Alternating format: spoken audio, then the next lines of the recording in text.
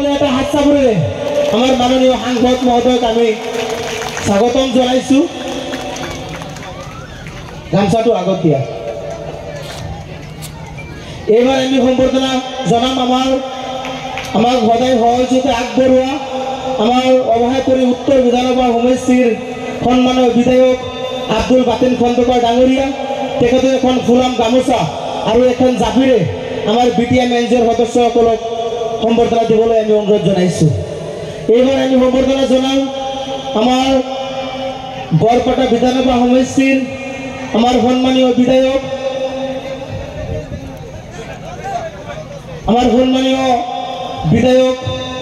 আব্দুৰ ৰহিম আহমেদ ডাঙৰীয়া।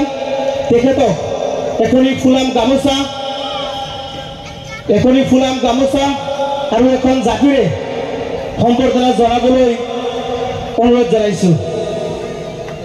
আৰু আমাৰ মঞ্চত থকা আমাৰ সন্মানীয় অতিথিসকলক এখন ফুলাম গামোচাৰে সম্বৰ্ধনা জনাবলৈ আমি অনুৰোধ জনাইছোঁ।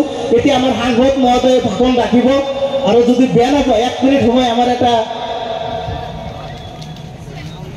BTM আঞ্চলিক NGOৰ আজি